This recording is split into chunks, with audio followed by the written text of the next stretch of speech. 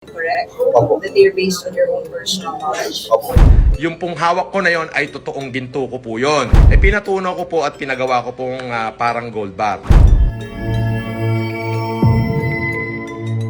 Hi everyone!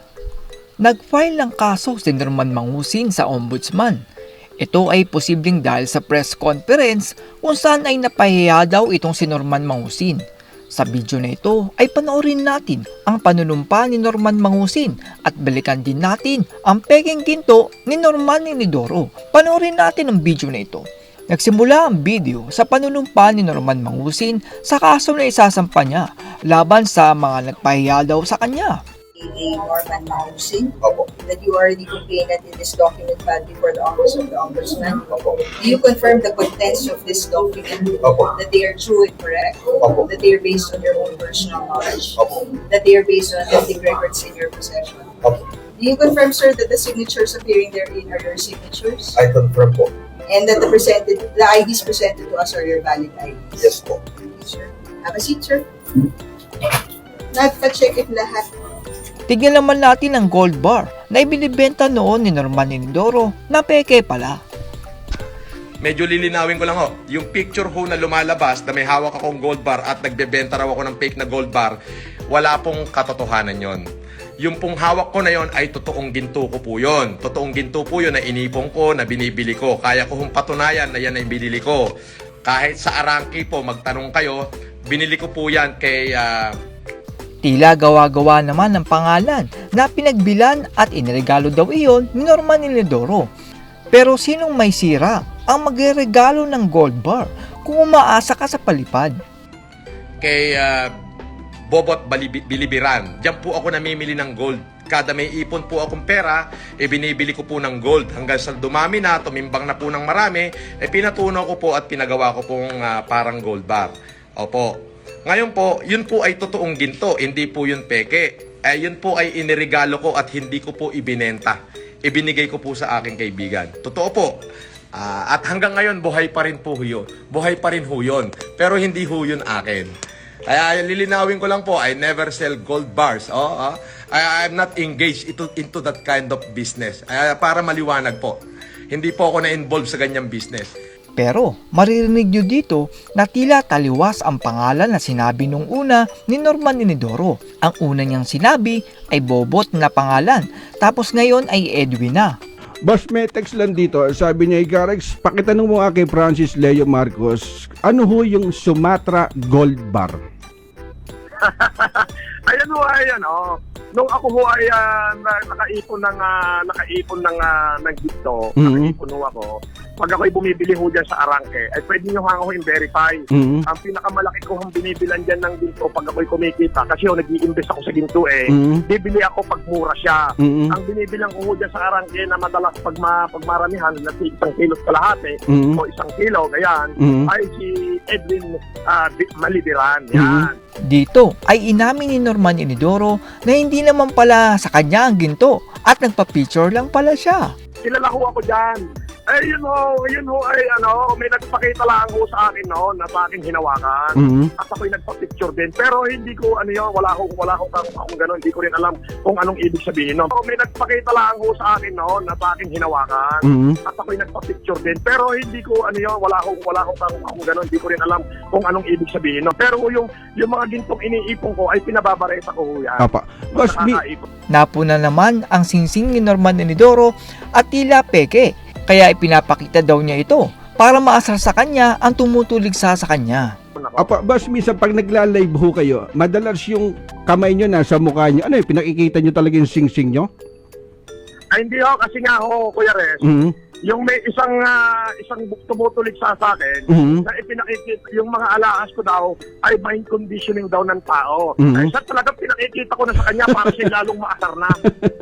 Parang ang presyo yata nasa 3.4 million. Hindi po, 4 na milyon ho yung singsing ko na ito. Mantaki mo, kulang pa yung pagka-compute ho ng technician namin. Ipinakita naman ni Norman Inidoro ang kanyang bisyo at hindi daw ito yosi. Isa lang ho yung bisyo ko. Ito, kulambo. Ikikis-kis ko lang sa paa ko. Yun lang ho ang aking bisyo, alay. Ako pa'y titirahin ng alanganin. Ako ho'y nakapaa. Yan.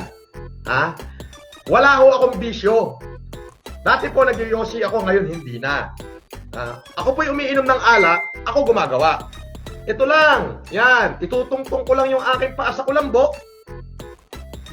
Ika nga'y katalo na. Pero kung tatanggalin nyo yung kulambo sa paa ko, abay magkakagulo ho tayo. Ito naman po yung foundation ni Norman Inidoro na tutulong daw kuno pero wala namang biniling fire truck at rubber boat. Ang huling mensahe ko po sa bayan ng Lasam, dahil po ang inyong mahal na mayor sobra pong nagpapakahirap sa Maynila. Gabi-gabi po nasa opisina ko, nagmamanik luhod. Mr. Chairman, kailangan ko po ng fire truck. Mr. Chairman, kailangan ko po ng rubber boat. Mr. Chairman, maraming malabo mata.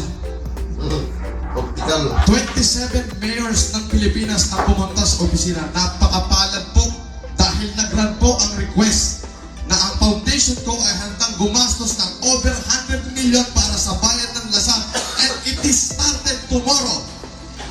Yun lang po at maraming salamat sa inyo lahat at sa mga bumubuo ng Miss Tinubig Festival 2012. Sir Francis, maraming salamat sa tulong mo sa aming Lasam. Magaling pala ako, hindi ko alam. Natawa naman ako dito dahil hindi daw pumila si Norman Inidoro pero si Casper kasi ang pumila para sa kanya. Tingnan mo, nakaupo ko rito. Oh, ang daming tao, ang daming tao. Oh, ang daming tao. Oh, ang daming tao. Pero ako, pag upo ko dito, hindi ako pumipila sa buffet. Si chef, nagluluto ng sarili kong pagkain. Yung paborito ko sa umaga, pritong tuyo, at saka adobong may taba. Yun. Di ba? Ayun na siya. Inamin naman ni Norman Inidoro na akala niya ay madami din siyang pera noon pero wala naman pala. Maraming namamatay sa akala. Akala ko din, dahil kung pera nung before pandemic, akala ko, kaya ko lahat ng kapitbahay ko. Ayun, nakakulong ako. Tarang yung buhay ito. Kaya naman daw walang tattoo si Norman Inidoro ay hindi daw siya babatukin sa loob ng hoyo. Sabi niya, governor ka sa Oblo, wala kang tato. Iyan ang matibay. Sa kulungan, yung walang tato. Oo. Sa kulungan, kapag tad-tad ka ng tato, babatuking ka ron. Ibig sabihin, ginagawa kang dyaryo. Tila nadulas naman si Norman Inidoro at napayes siya na isa siyang scammer. Sabi ni Troy Te, scammer helping each other, boss. Yes. Tama. Tama. Sila, they helping each other. Bibigyan daw ni Norman Inidoro ng 50k ang netizen basta singhutin daw ang kanyang utot. Boss FLM, di ba graduate kayo ng Cambridge, London? Ba't wala po kayong table manner? Umutot kayo. Ay, anong pakialam mo? Gusto mo utotan kita sa mukha, isinghutin mo, bigyan kita 50 mil eh. Oh.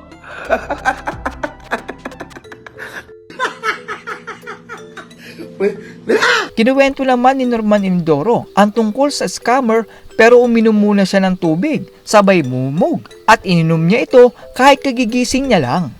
May kwento ko. Alam niyo scammer na yung Siyang Gasa?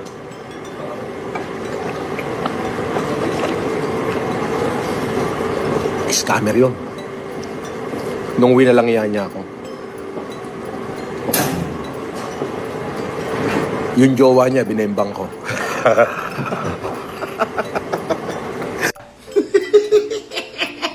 Kape-kape lang! At yan po ang mga nakakatawang kalokohan ni Norman Inidoro na hindi ko pa nakikita.